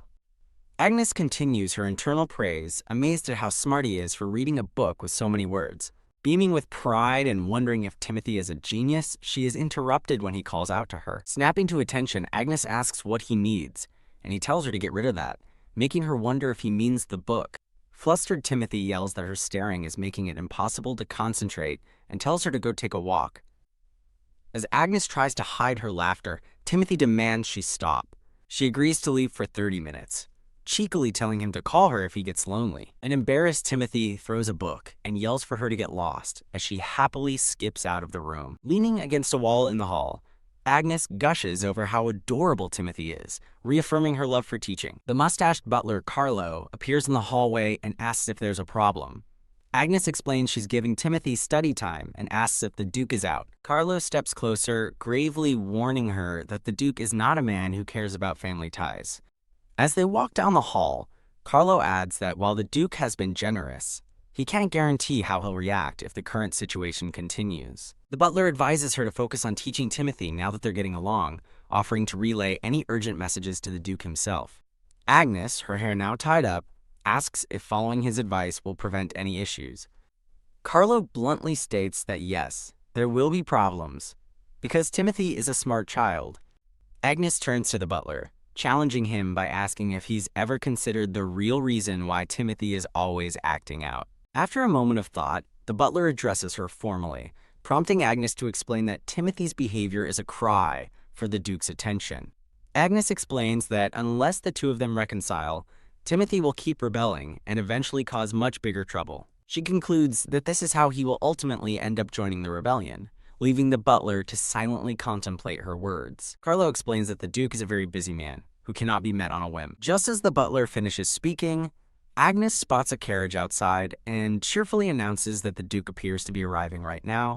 A grand golden carriage arrives, and a black-haired man is greeted by a regal, red-haired man. The black-haired man, the Duke, looks toward his arriving guest with a neutral expression. At the top of the grand staircase, Carlo rises from his seat and formally welcomes his master home. The Duke, Ethan, informs Carlo of their guest, then pauses in confusion, asking why the teacher is present. Carlo explains Timothy's stubbornness forced his hand, apologizing for the late notice, while Agnes seizes the opportunity, thinking it's perfect timing. Beaming, Agnes eagerly tells the Duke she has something important to discuss with him. The red-haired man, noticing Agnes, asks Ethan for an introduction since he doesn't recognize her. As the Duke remains silent, the red-haired man laughs and chides him for being so cold. The red-haired man asks Carlo how long he's been visiting, and the butler replies, "It's been over 10 years, addressing him as Your Highness." In a cute chibi panel, the prince playfully claims that after a decade, the Duke's people are his people too, much to the Duke's annoyance. The red-haired prince cheerfully places a hand on the Duke's shoulder, while both the Duke and Agnes are left speechless. Agnes anxiously wonders why the Duke won't introduce her, realizing with growing certainty that the guest must be the crown prince. Panicking internally, Agnes frantically debates whether to flee or attempt a greeting. The crown prince pleasantly invites the teacher to come in, correctly guessing she's teaching Greta's son, which the Duke confirms. The crown prince formally greets Agnes, taking her hand and asking after Greta's son, leaving her to stammer in response. The prince laments that Ethan won't let him see the boy despite his many requests, prompting a nervous laugh from Agnes. The Duke interjects, instructing Agnes to wait in the study to discuss the matter she came for. The crown prince playfully asks if he can join, but the Duke dismisses him, asking if he isn't busy. The prince insists he would be elsewhere if he were busy, declaring that their discussion is more important than anything else. Impressed, Agnes thinks the crown prince is more decent than she imagined and wishes the Duke was more like him, as the prince teases the Duke in the background. Leaning back with his eyes closed, the Duke states a written report would suffice and asks if there's anything else. Agnes cheerfully proposes that the Duke attend Timothy's lessons, insisting she can help him improve their relationship, but he coldly denies there's anything to improve. She begs him to trust her. The Duke smirks, remarking that her plea sounds exactly like something a con artist would say. Agnes argues that if things continue, they'll become strangers.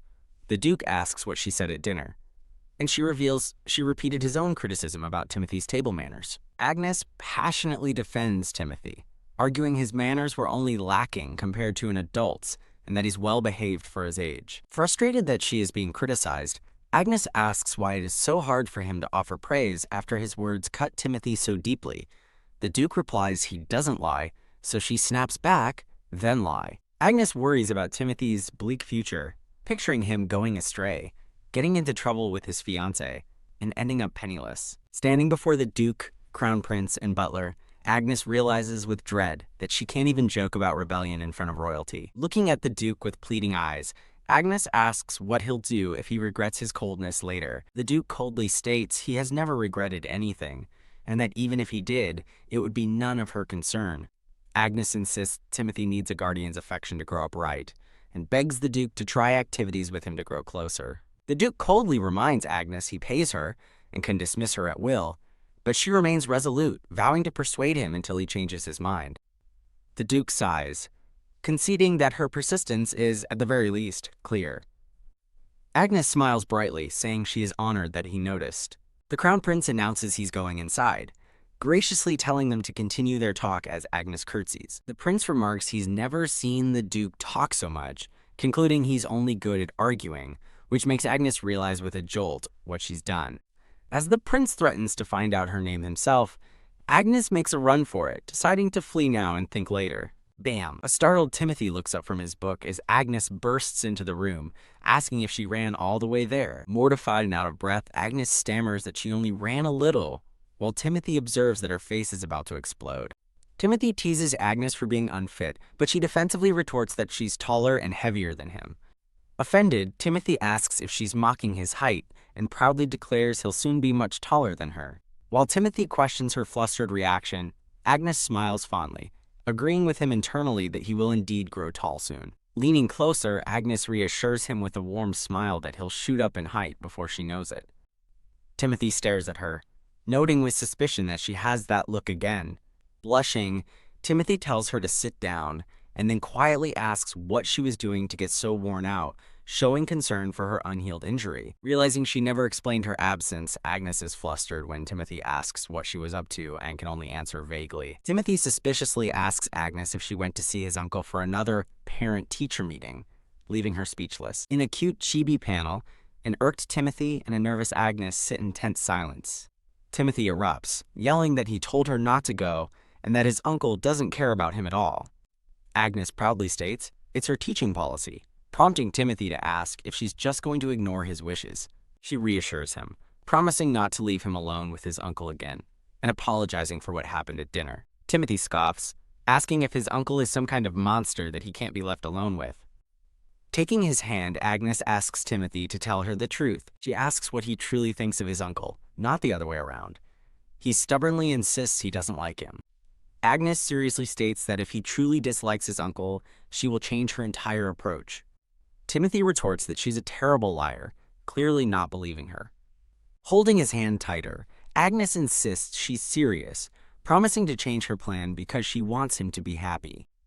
As she holds his hand, Timothy internally questions who she thinks she is. Blushing and looking away, Timothy wonders who she is to say something so caring to him.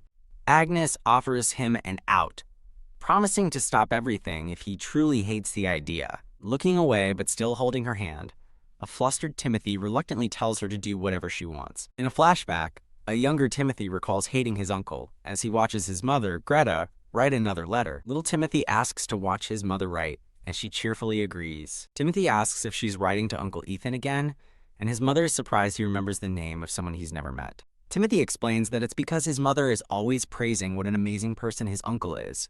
Ack! Overjoyed, his mother smothers him in kisses, gushing about his good memory and how cute he is. She playfully teases an embarrassed Timothy, who begs her to stop.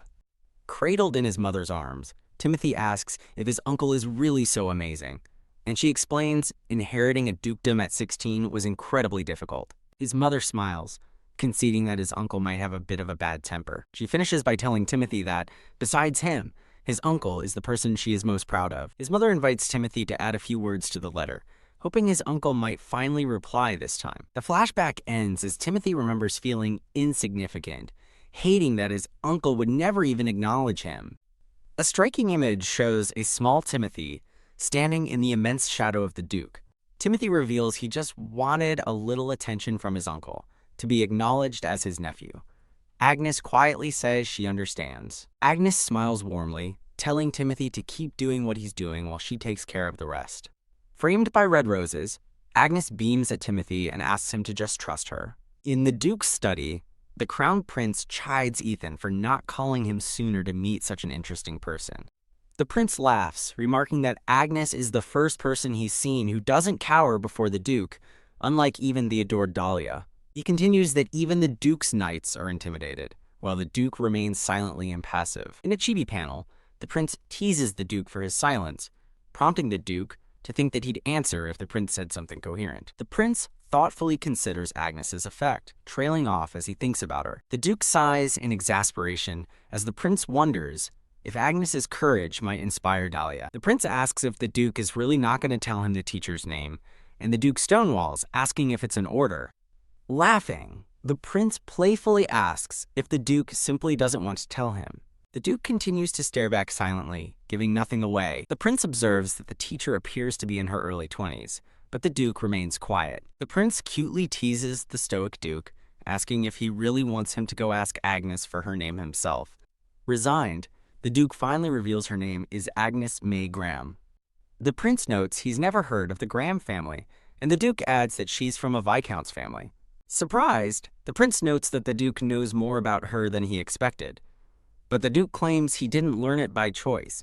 The Duke explains he found out from the daily academic reports he's been receiving, shocking the prince. The Duke complains that Agnes lies down in front of his door, refusing to move until she gets the report, sending the prince into a fit of laughter. Delighted, the prince declares he likes Agnes, calling her a real character whose uniqueness is amusing.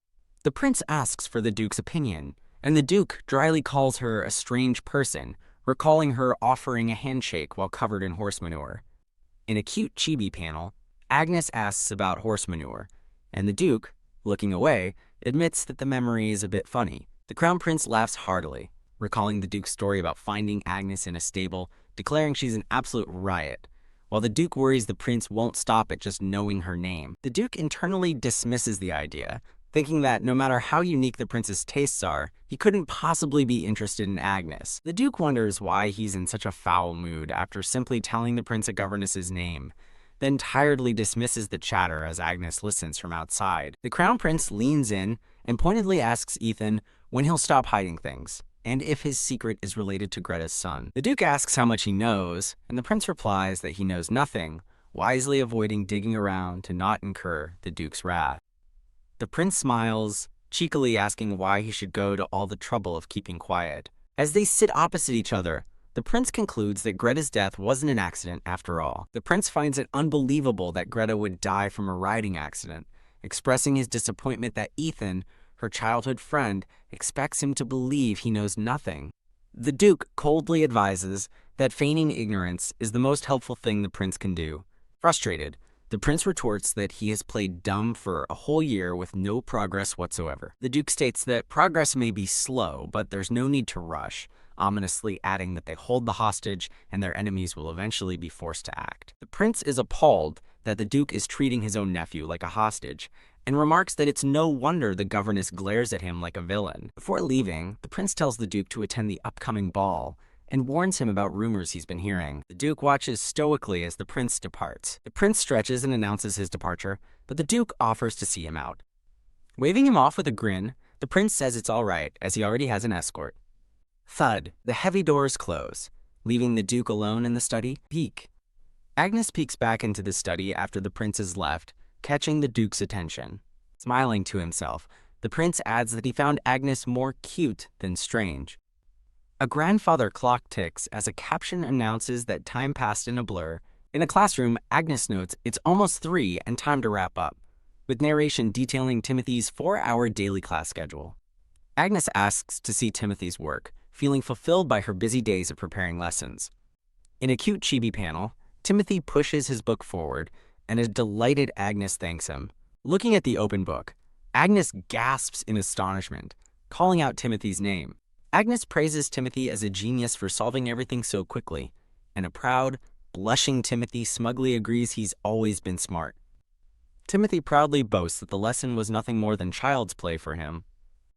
Agnes smiles fondly, holding his book and thinking to herself that he is, in fact, still a child. Surprised by his skill, Agnes asks Timothy if he studied arithmetic before, but he stays quiet. Timothy admits he learned from his father, whom he dismisses as a braggart and a liar, surprising Agnes, who he just complimented his teacher. Timothy adds that his father was weak and would collapse after running, which made his mother laugh. After Agnes acknowledges his story, Timothy reveals his mother was a knight of the Royal Guard, making his weak father seem like nothing in comparison. Agnes smiles kindly, listening to Timothy's story. Timothy looks away, lost in the memory of his parents. Blushing, Timothy looks down and trails off, ending his story there. Agnes gently reframes his perspective, suggesting his father wasn't weak, but rather his mother possessed remarkable strength. A blushing Timothy quietly considers her words, whispering maybe. Timothy suddenly declares he was dying of boredom and asks if class is over, causing a dark aura to form around a stunned Agnes. Agnes playfully complains about how hard she worked, but then relents, saying she won't even assign homework since he followed along. Horrified at the thought of homework, Timothy protests that they already have class every single day. Laughing, Agnes rests on the desk and admits she was just playing a trick on him because he said he was bored. Timothy calls her childish, But Agnes leans in and counters that adults are even more childish. They're just better at hiding it. As Timothy scowls, a tiny chibi Agnes cheekily warns him that he'll get wrinkles if he keeps frowning. Timothy tells her to mind her own business before hesitantly trying to ask something else. Timothy asks if she's sulking, but Agnes innocently denies it. Flustered, Timothy yells that she must be sulking because she's an adult, and she just said adults are more childish. Agnes stifles a laugh, admitting he has a point, which makes Timothy demand she stop laughing at him. Agnes strikes a dramatic pose, declaring her generosity and patience as a teacher, while an unimpressed Timothy thinks her act is ridiculous. Clutching her chest in mock pain, Agnes says his comment hurt as Timothy makes a run for the door, eager to escape. Agnes smiles brightly, reminding Timothy to say goodbye properly as he leaves. Thud, waving enthusiastically, Timothy shouts, "See you tomorrow!" and runs out the door. Tapping a book on the desk, Agnes sighs, concluding that this is the limit for now, and that progress takes time. Determined, Agnes strides through the hall, resolving to focus on her second student's lesson. Agnes meets Johann, who notes her presence. She happily explains that the Duke has finally granted her access, which Johann agrees is good news for him.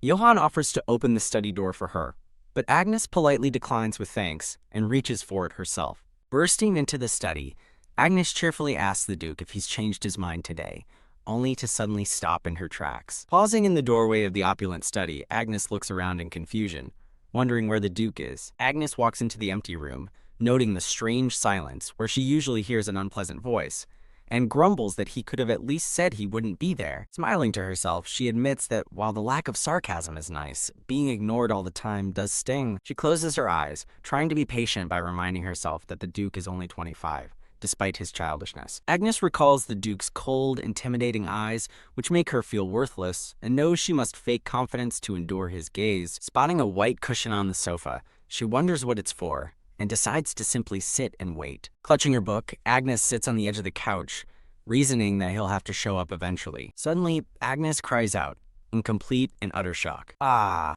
The Duke sits up from beneath the white cloth on the couch, startled, and asks, "What the? The tutor?" Having fallen to the floor in fright, Agnes looks up as the Duke calmly sits on the edge of the couch. The Duke looks down at her and coolly asks if she needs a doctor. Flustered and still on the floor, Agnes stammers no, thinking he scared her so badly she almost had a heart attack. Getting to her feet, Agnes wonders why he's sleeping on the couch instead of his bedroom, questioning if he's that overworked. The Duke looks over at her and asks if he woke her. Rubbing his tired eyes, the Duke blames the noise on her but claims he wasn't really sleeping anyway. Agnes calls him a liar, pointing out that he clearly still has sleep in his eyes. As Agnes begins to lecture him on healthy sleep cycles, the Duke coldly cuts her off, reminding her that he's not her student. In a cute chibi interaction, Agnes explains that if he were her student, she wouldn't let him stay up all night, though she knows students don't listen. Straightening up, Agnes tells him that if he listened to his teacher, good things would happen. The Duke accuses her of being a good liar, but Agnes earnestly denies it, asking why she would ever wish harm on her student. She explains that her only wish is for him to eat, sleep, and live well. With her hands on her hips, Agnes proudly declares that his well-being is the best thing for her. A faint smirk appears on the Duke's face as he concedes that for a teacher, that is indeed the best outcome. Annoyed by his dismissive attitude, Agnes points at him and demands to know if he's ignoring her.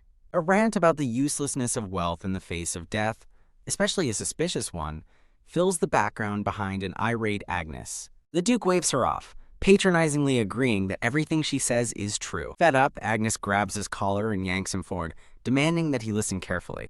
Looking down at the exhausted Duke, who has collapsed back onto the couch, Agnes notes his lack of strength and asks when he last slept for more than an hour. The Duke admits it was 2 hours of sleep 5 days ago, prompting a horrified Agnes to exclaim that he'll die at this rate. Standing up, the Duke looms over her and declares that he's different from her. He walks past a stunned Agnes, asking if her dire warnings about sleep deprivation are a curse. As he walks away, Agnes clarifies she didn't mean to be harsh, explaining she just wants him and Timothy to live long, happy lives as a family.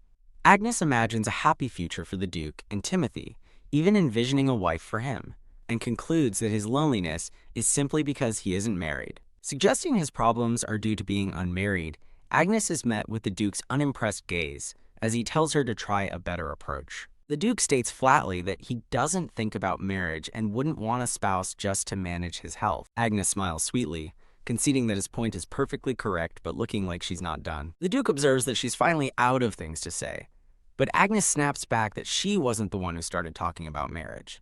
Agnes reflects on her own unmarried status and her family's nagging, wondering if she's wasting the Duke's time before calling out to him. She brightly invites him to come over, suggesting it's better if he sleeps a little, leaving the Duke momentarily speechless. As Agnes leads him by the hand, he begins to protest, but she cuts him off, assuring him she understands. Holding his hand, Agnes earnestly wishes for him to stay smart and healthy. The Duke stares at her in disbelief, bluntly asking if she's crazy. Agnes presents a blanket to the bewildered Duke, insisting he lie down. Smiling, Agnes wishes him a good sleep and promises to stand guard at the door so no one will bother him. Cheering for him to have a good sleep, Agnes happily waves goodbye as she exits the study. Thud.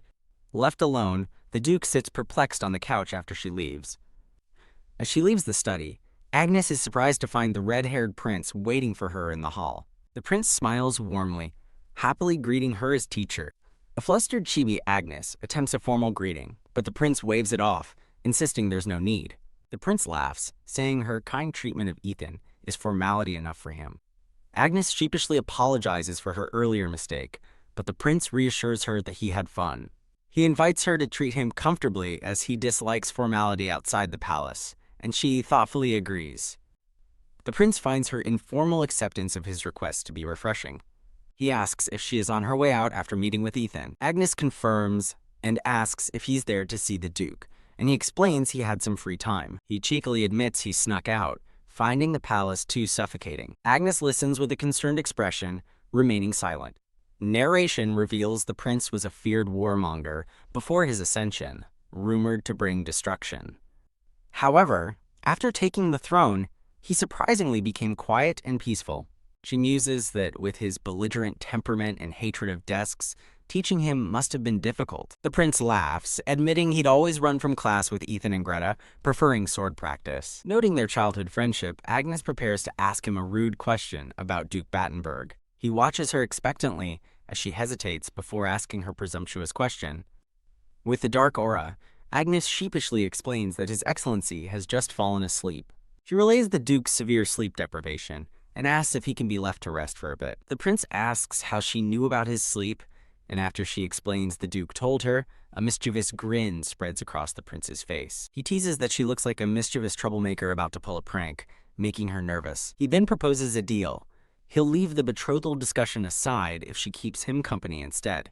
He invites her for a walk, warning her it might be dull, but not as boring as Ethan. While walking, the prince admits he wanted to ask about Greta's son, but Agnes states she cannot discuss her student freely. He laughs, assuring her it wasn't a serious inquiry, and asking what's so funny. The prince observes she seems to be fighting with Ethan, but she corrects him, calling it persuasion. She explains that she is working to restore the relationship between the guardian and student while ensuring her own safety and saving the poor twins. He calls Timothy a difficult case, but Agnes insists he is a good child, to the prince's skepticism. The prince says he's heard otherwise, but Agnes firmly defends Timothy as sensitive and kind. She wishes the Duke would see Timothy's kind side, and the prince acknowledges her difficult task. The prince questions if it's necessary for them to get along, since Ethan is only an uncle, but still calls her efforts admirable. Troubled by his words, Agnes worries he thinks her efforts are a waste of time.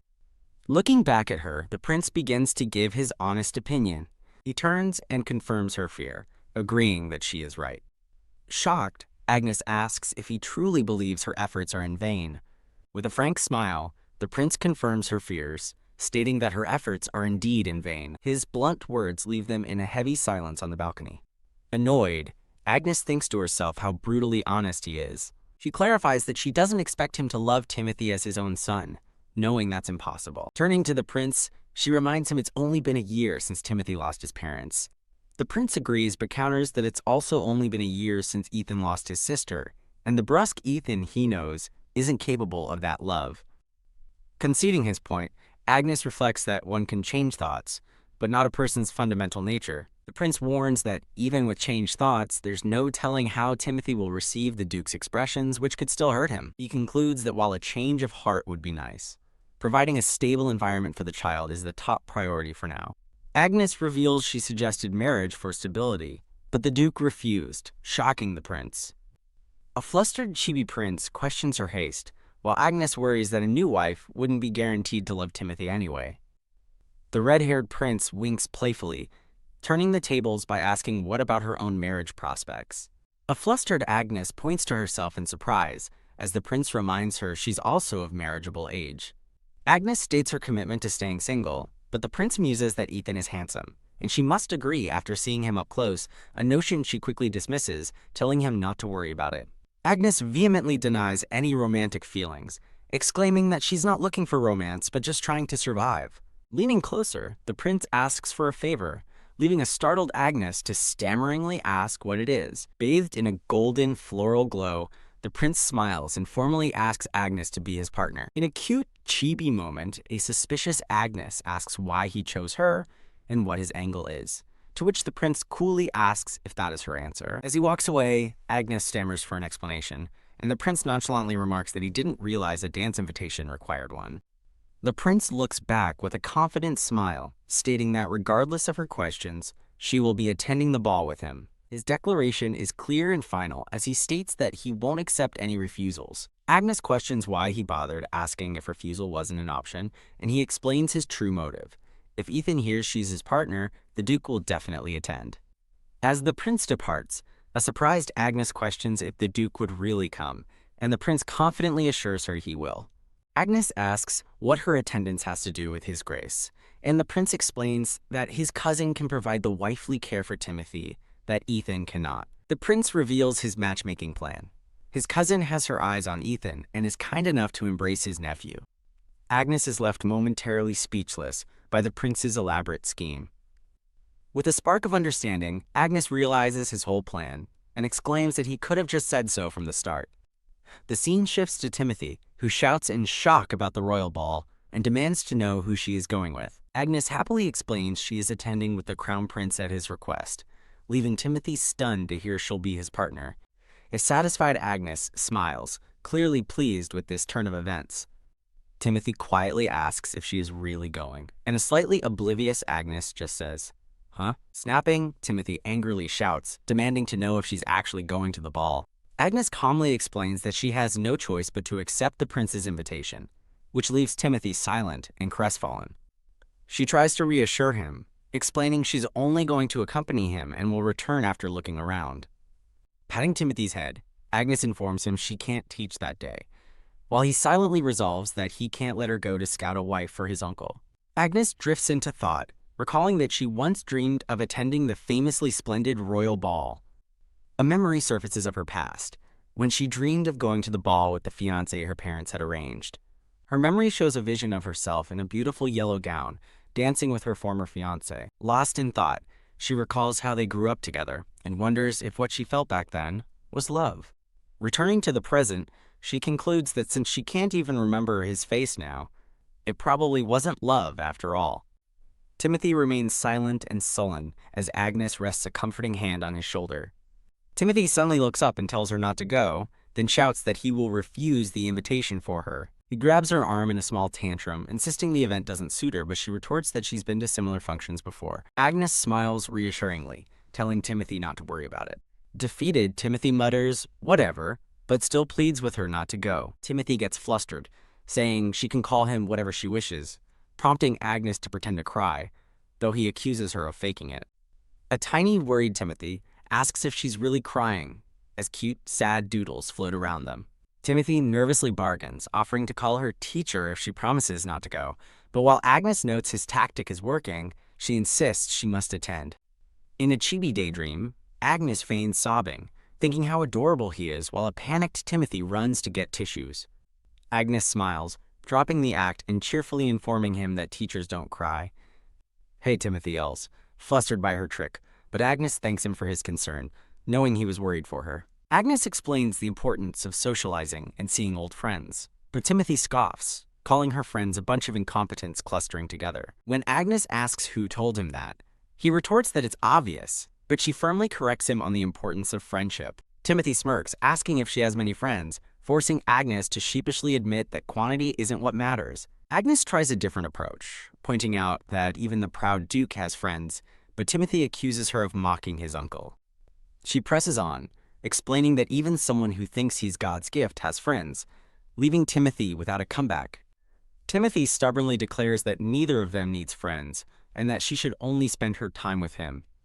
Pointing a finger at her, Timothy dares her to try and go to the ball. With fierce determination, Timothy vows that no matter what, he will get in her way. With a dark aura, Timothy glares menacingly, daring her to just try and say she's going. Agnes breaks into a cold sweat, realizing Timothy's threat is serious, and that his sabotage could be far worse than just a torn dress. Forcing a cheerful smile, Agnes tries to pacify Timothy, telling him to calm down before he gets wrinkles. As a grand clock shows the lesson is nearly over, Agnes suggests they wrap up for the day. While sitting at the desk with Timothy, Agnes decides this is the perfect opportunity to enact a new plan she's been considering. She turns to Timothy, telling him he can finish the rest of his work for homework. The hands on an ornate clock tick forward, striking 3 o'clock. As the clock ticks on, the scene cuts to Duke Ethan diligently writing at his desk. The clock's hands continue their slow march as the Duke finally looks up from his work. A silent pause filling the room. Thud. With the clock hand now past the hour, the Duke sets his pen down decisively. Getting up from his desk, the Duke wonders aloud why she isn't here yet, since it's already past 3. With a weary expression, the Duke thinks to himself that he's been waiting since 3 and hasn't been able to focus on his work. His thoughts turn to Agnes Graham, acknowledging that even his associates would agree she is strange as he pictures her looking disheveled. He muses on her strange desperation and her noisy but entertaining antics, admitting he let things slide more than usual. The Duke smirks, admitting he only observed her actions because he never intended to listen, while a chibi Agnes reacts with shock. In a flashback, the prince walks with Ethan through a grand hall, asking if he found the situation amusing. The prince slyly suggests Ethan must have been intimidated to put up with such nonsense, and the Duke, back in his study, concedes he is correct. The Duke confirms it was amusing, to the prince's delight, but quickly adds that's all there was to it. He elaborates that it was just a simple amusement, though he admits she's a good, if noisy teacher who knows her boundaries.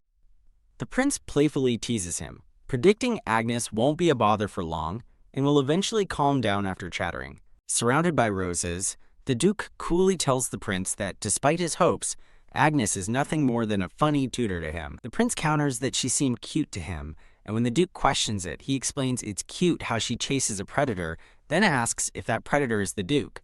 The prince expresses his relief that the Duke isn't interested, stating he hates the idea of fighting him over a woman, leaving the Duke silent. The prince smirks, claiming he would lose if they fought.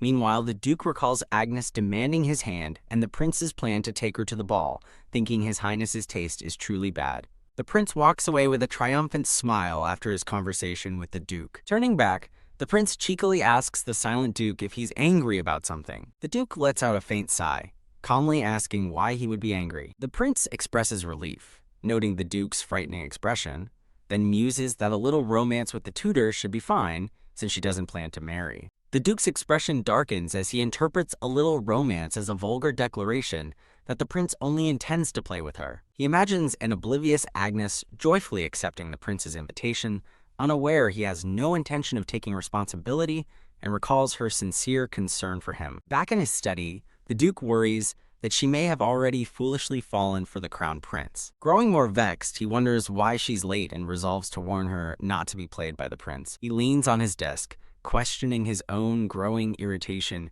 over something that he tells himself is nothing. The scene shifts to Agnes in a new dress, reminding herself to be careful with the demanding Countess of Westwick.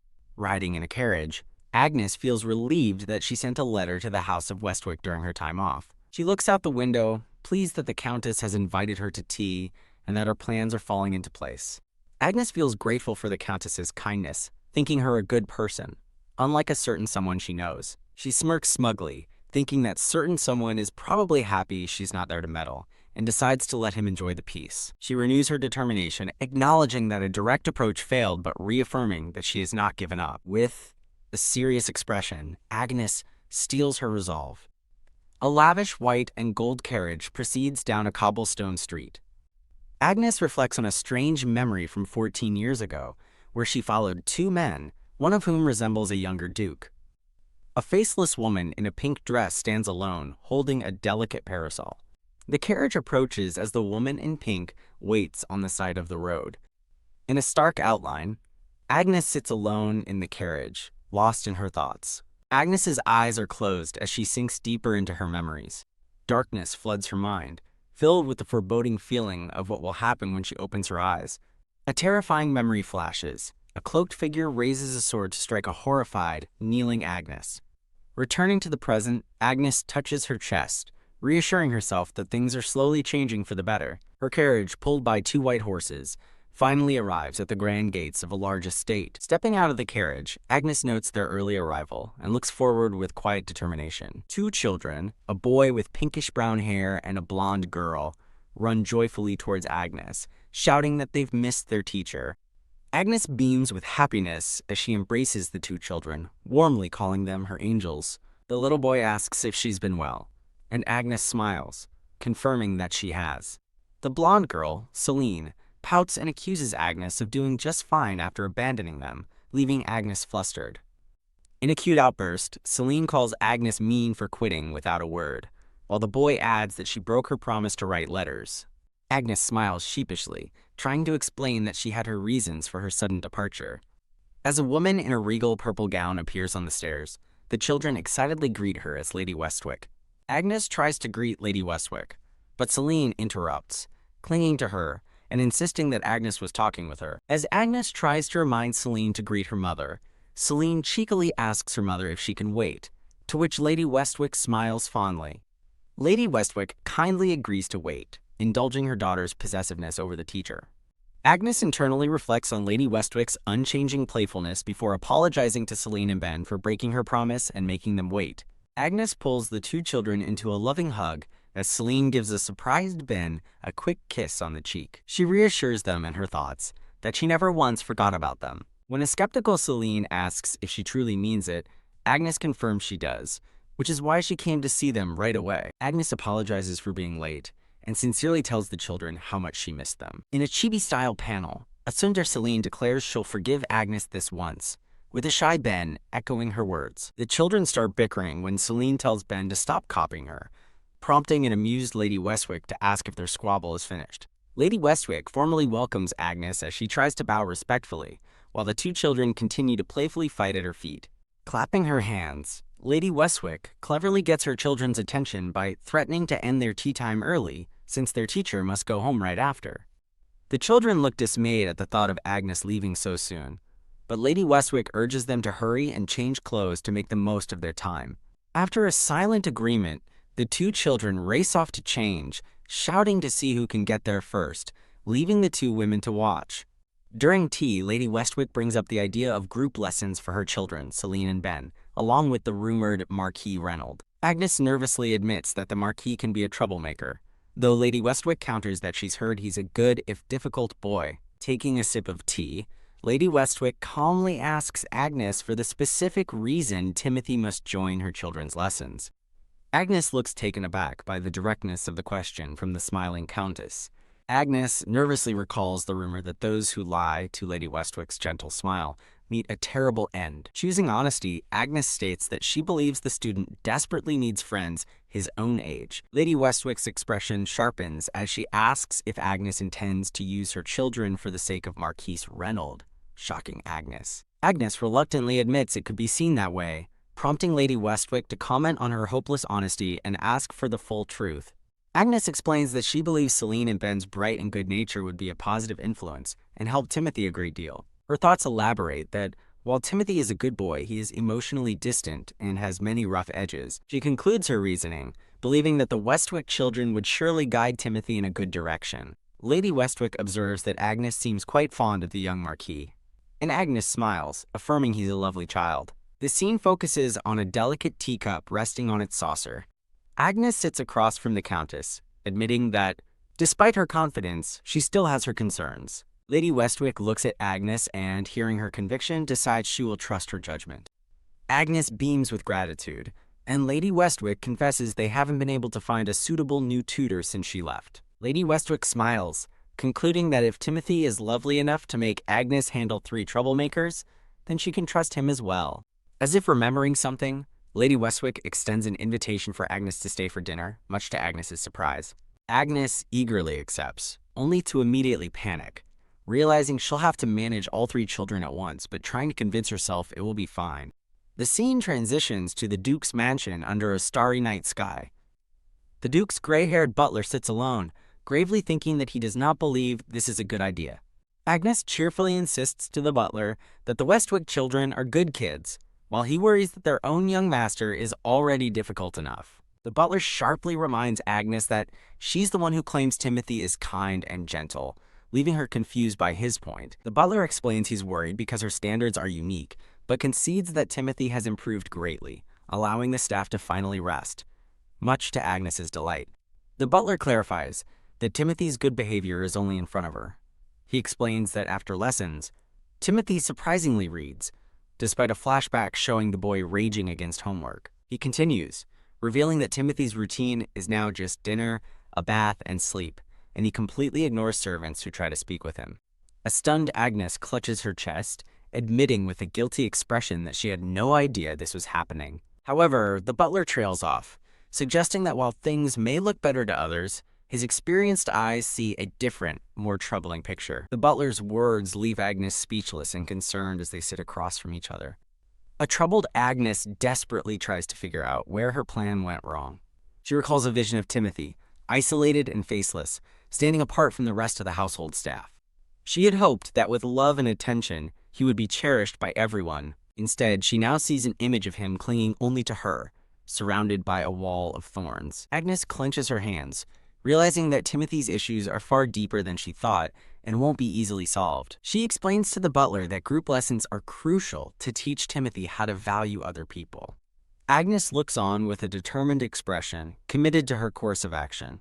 The gray-haired butler listens to her explanation, a subtle smile on his face. The butler sighs, but ultimately concedes to her plan, agreeing to arrange the schedule with the Westwick estate.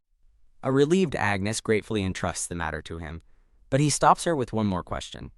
He asks if the Duke is aware of her plans, leaving Agnes stunned as he instructs her to get her master's permission first.